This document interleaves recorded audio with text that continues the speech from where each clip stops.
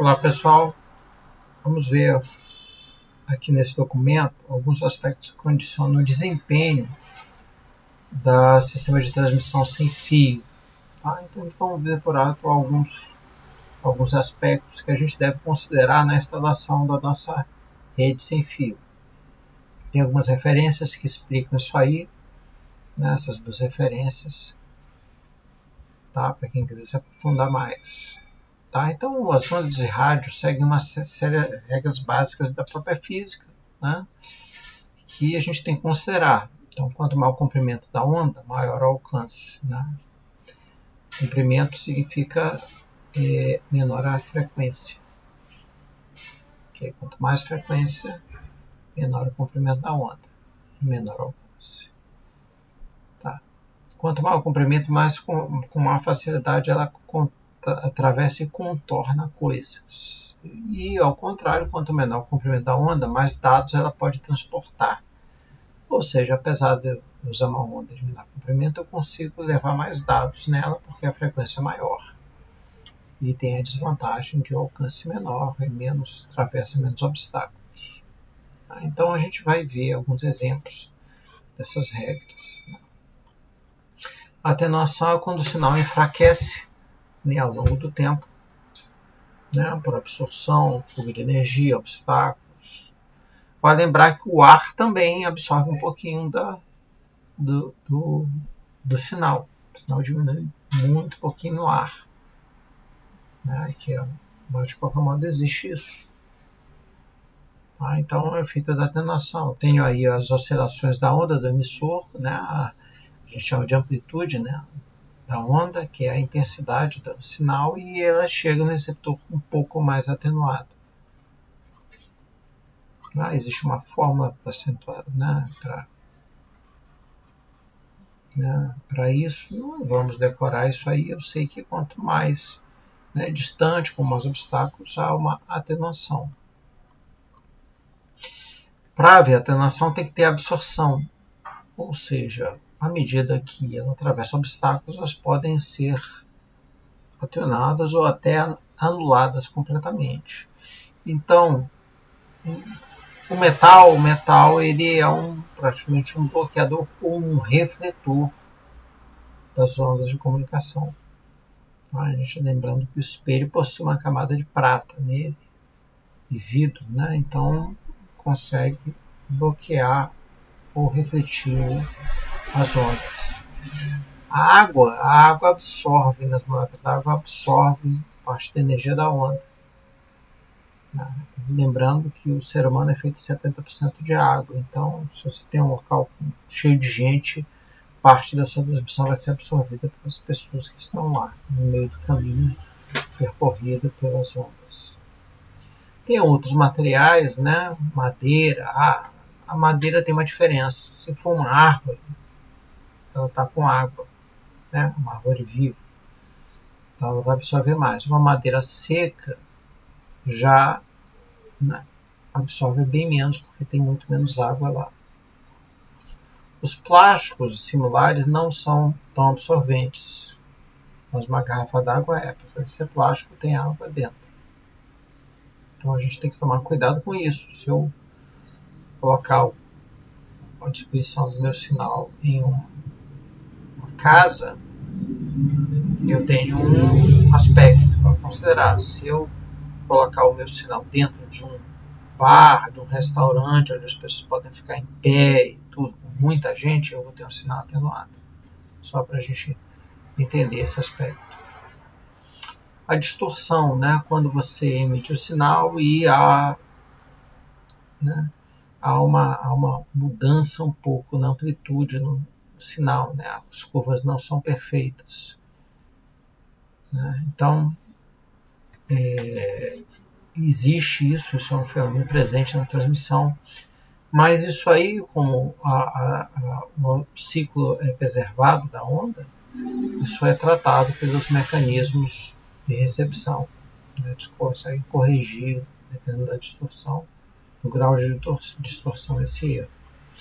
A interferência é quando eu tenho outros equipamentos emissores de sinais elétricos ou eletromagnéticos, como por exemplo um motor elétrico, né? O motor elétrico da geladeira, liquidificador, micro-ondas, eles geram também sinais eletromagnéticos.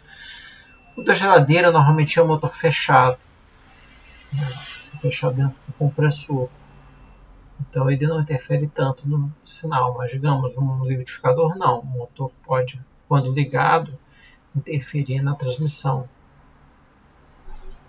Então, dependendo do caso, né, você pode ter aí. A diferença é que o liquidificador não fica ligado todo o tempo e talvez ele não interfira, né, não impacte a transmissão, né, só um momento curto de tempo. Tá? E no caso, se você fizer uma instalação, você tem que tomar cuidado com isso. É o motor do elevador, é o motor da bomba d'água, é o motor de ar-condicionado. O ar-condicionado até tem mais blindado, mas uma bomba d'água talvez não.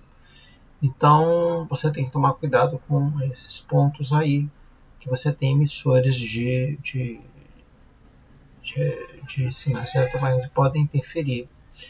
Se você estiver do lado de uma oficina ou de uma madeireira que utiliza bastante motores elétricos, talvez gere também interferências. Então tem que considerar tudo isso no momento que você está planejando instalar a transmissão sem fio no local. Então ter interferência realmente consegue prejudicar ou até mesmo impedir a transmissão.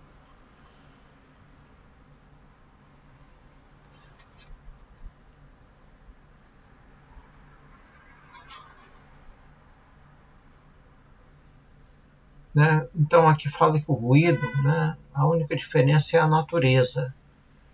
Né? Você não, o ruído, se você ligar o motor, você sabe que ele gera uma interferência daquele tipo. Né? Você liga, mas no caso, existe o ruído pelos próprios, gerados pelos próprios equipamentos utilizados para alimentar o sistema de transmissão. Né? Então todo radiador tem lá um conversorzinho que pega energia, né, a fonte de corrente alternada e transforma em corrente contínua para alimentar aquele equipamento. Então esse conversor gera um pequeno ruído. Aí, né, ele pode até interferir nesse sinal. Mas de qualquer modo existem e os próprios aparelhos eles estão preparados para lidar com até um certo grau de ruído. Tá? Largura de banda também. Uma coisa é você querer transmitir uma banda de alta velocidade em um ambiente. O problema é que a transmissão vai ser limitada pelo ambiente que existe lá. Se você tem um ambiente que tem uma quantidade de ruído, de obstáculos, você não vai conseguir uma largura de banda boa. Tá? Então não adianta você investir em equipamentos sofisticados se você tentar transmitir sem fio, né? Então você pode ter problemas com isso. Aqui também fala, né,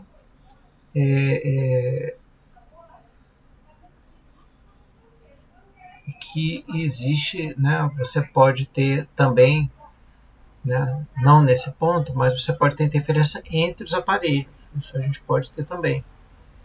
Ou seja, você botar dois roteadores transmitindo o mesmo sinal um próximo do outro, você vai gerar uma espécie de eco de sinal na transmissão. Por isso que quando a gente coloca aparelhos que transmitem um próximo ao outro, você chaveia para um trabalhar em determinadas frequências e outro em outra, para que não, as frequências não se sobreponham. Então a interferência aí. Tá?